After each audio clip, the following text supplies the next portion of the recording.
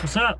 Matt from Urchfab here. In today's video, I'm going to be fixing the broken gearbox on the Mark II Escort. So yeah, that is correct. In the few days of driving it around, it has broken itself, or I've broken it. But we're going to be fixing it in this video. The competition for one of you guys to win this car is now up and running. All the details of that you'll see later in the video, so stick around for that if you're interested in trying to win this Mark II Escort sleeper with a turbo Pinto engine in it. Sure you heard that. So first and second going nice. Third, there's just a bit of a like grindy feeling, and then fourth feels horrible. Fifth feels nice. It could be like a synchro ring stuck or something, maybe. But yeah, going back to the clutch is really difficult to drive just as a road car. It kind of ruins the whole driving experience, really. I was trying to drive it through town yesterday and like stalling it and kangarooing all over the place. It sort of does take the fun out of it a little bit. So I just need to get back to the workshop now, get it on the ramp. First thing to do is check the gearbox oil. If that's all okay, I'm just going to take the gearbox out.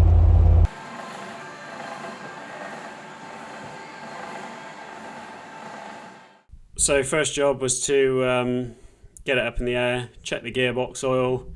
I hadn't checked that there was actually any in it from when I bought it, so that's always the first thing that goes through your mind. There was oil in it, and when I drained it, I got the sound that you never want to hear when you're draining oil out of anything, which is bits of metal falling out into the pot. So yeah, I had a strainer there ready just in case, and when I took these out, I immediately recognised what they were from doing my 4-speed gearbox rebuild recently, and these are part of the synchronizer hub, and they sort of slot into the synchro rings, or the bulk rings if you like. And I've got a magnetic sump bung in there, which that looks a little bit alarming, but whenever you use a magnetic sump bung you do get you know, filings and stuff stuck to it, which would normally just sit in the oil.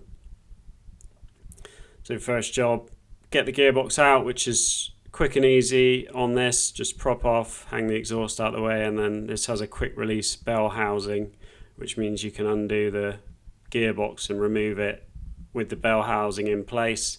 Just means getting to the bolts above it are a little bit easier. But the bell housing did have to come off so that I could remove the twin plate clutch, which I'm replacing. And this is the clutch assembly, and it's basically just 2 plates, so you've got twice the surface area. That's the intermediate plate in the middle, which was what you could hear rattling every time I would push the clutch in, which was just normal for one of these. It's a very high power thing, and to drive on the road with it was horrible. So you can see this flywheel's been machined to accept that clutch, and because this flywheel is double doweled to the crank, I do want to reuse the flywheel, so I'm just going to skim that flat and then put a standard single plate style clutch back on. This is the gearbox, which is a Heavy Duty Bgh Type 9, all aluminium casing. Got a nice bit of kit. It's a helical gear kit, just heavy duty, so based on the original sort of gear design.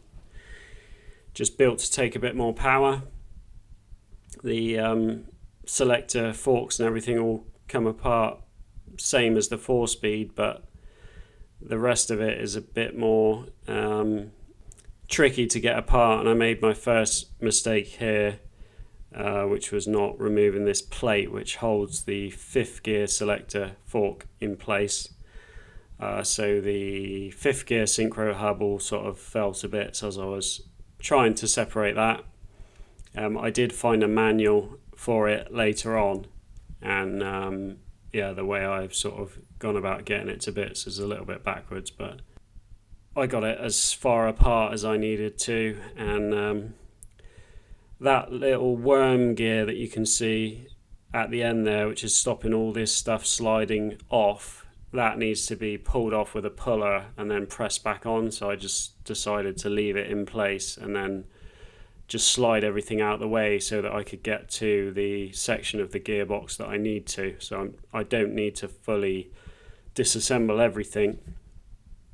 And then here I'm sort of struggling to get the lay shaft to drop down in the casing, and I did, after reading the manual, find out a bit of a simpler way of doing this, but yeah, should have read the manual first really, but there we go. So now the lay shaft, which is sat in the bottom of the casing, has dropped down. The sort of main gear assembly just slides out, and then the bit that I need to get to is the bit in my right hand there, which is the synchro hub. And once I got this out, I could see there was an issue with the springs, which sit sort of inside the hub itself and hold those little blocker bars, they're called, the bits that had fallen out of the bottom. And third and fourth gear have got steel bulk rings or synchro rings, which you can see there, rather than the standard type. That inner spring there is basically what holds tension on those little blocker bars, and it's all that holds them in. You can see for some reason it's sort of bent over on one corner, and even the side that hasn't been mangled still doesn't look particularly great. I happen to have a lot of the parts that I needed in a spare 4-speed gearbox, so I was able to get all those bits out of that, and the rest of this all looks in really good condition. This is the lay shaft. This is a heavy duty design which has that big bearing in either end rather than a load of needle rollers that you would normally like load into the bottom of it. This is the inner race of the bearing, and when I took this out, that should actually be sort of a tight fit pressed onto that shaft, and it just slid off, and then when I looked at that inner race, it's got some really weird like damage to it. It's sort of breaking up, so I'm not sure what went on there. So I've got another one of those for it, and the new one was a really tight fit onto that shaft. So this is the synchro hub going back together. It's pretty straightforward. These little blocker bars just slide in, and then they're held in place with a retaining ring either side.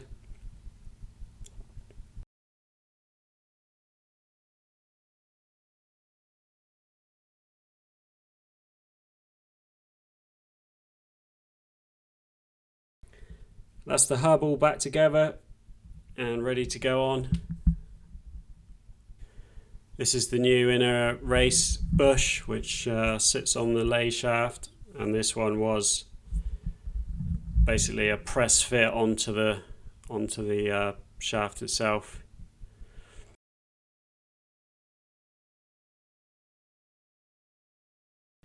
So lay shaft goes in first.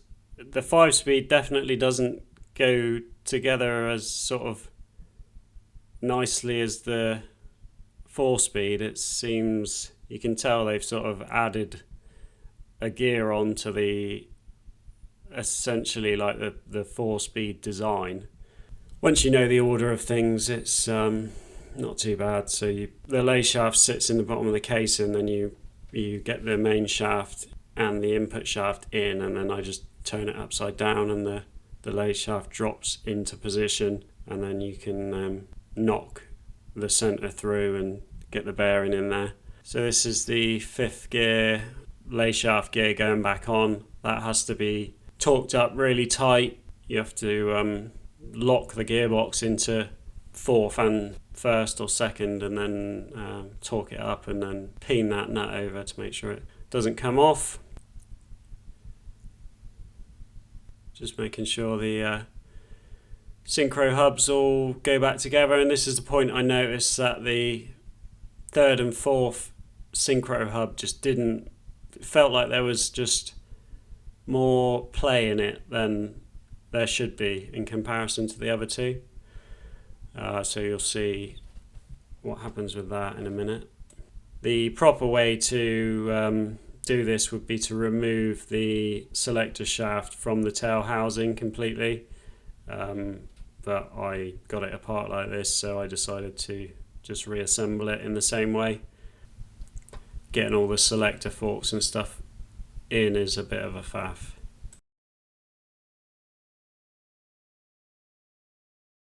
Right, so I've got all this back together, and I've not really found, any sort of obvious reasons as to why those little blocker bar things had been spat out, which you can see them there. And then I spotted that it kind of looked like there's a bit too much clearance there, there's too much of a gap. And I noticed when I put this front cover on, it was squeezing all the gasket out of here. So I took the gasket out and then realised that this can essentially butt up tight to the casing. This is what is holding this bearing in. This can just sort of pull out of here. It's not a tight fit. This inside edge here should essentially be pushing that bearing tight into the casing to hold it in, stop it from rotating. When that's pushed all the way up tight, it closes up that little gap where the blocker bar could come out. So if I slide this, you'll see that gap can open up, and when it's fully locked in, it closes up. So I think that this isn't quite right, and it needs a bit of machining off the back of there to make sure that this bearing is pushed completely all the way home and tight, and still leaving room for the gasket in there. That's I guess the only thing I've sort of spotted that could cause that. So I'm going to just machine a bit off of that and make sure that that back face there is pushing that bearing in tight. Right, so what I've done is machine this outer edge down. I've also had to take that inner edge, which was sitting onto the circlip here. So essentially that would have just been pushing down on the circlip and not pushing the bearing tight. So I've got this one out of a 4-speed box, so I was able to take the measurements off of this and just see where it's supposed to be and at what point it's supposed to contact the bearing, and how much clearance there would be to the circlip that actually holds it in. So basically all the force is on the outer race of that bearing, pushing it in, holding it tight, stopping it from spinning. So I've brought that down quite a lot and brought the top down a bit to make clearance for the gasket when it's on there.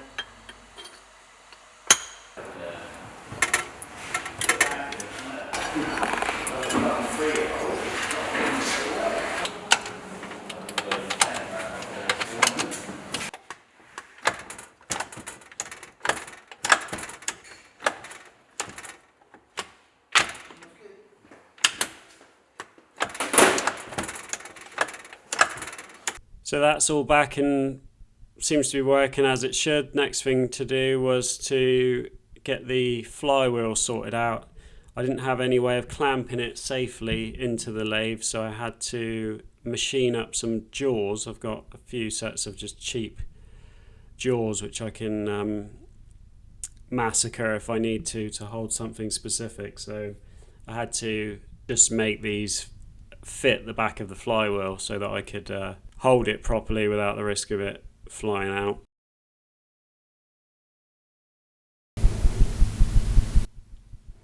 And that's essentially what I needed to create to mount into the back face of the flywheel. And that's the little ridge there that you can see on the flywheel that it grips onto. And then obviously like reverse clamps from the inside outwards.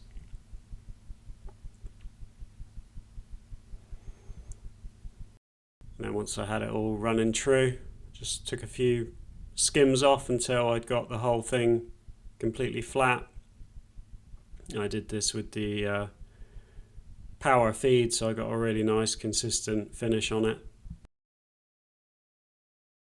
I think flywheels are normally sort of ground flat if you take them to somewhere professionally, but I have done it plenty of times on a lathe, and that's the finish on it, which is nice. And that's remounted to the back of the engine with ARP bolts ready for the new clutch. So I'm just waiting for the clutch to turn up. Had a little bit of an issue with that, so as soon as that's here, can stick the clutch on, box can go back in, and can get back out on the road. We're all back together. So far so good. We've got all the gears. The new clutch is so much better. That's third, fourth, smooth as butter.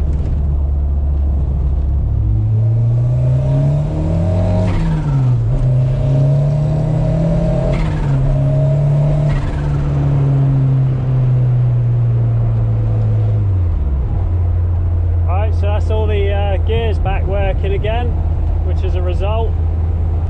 The clutch is a massive improvement just to the drivability. It's a really nice light feel on the pedal. Still strong enough for the amount of power this is putting out. I think it's rated to 350 horsepower. I've dropped the wastegate spring down to an 11 psi spring now, which it just makes the whole car just so much nicer to drive. It's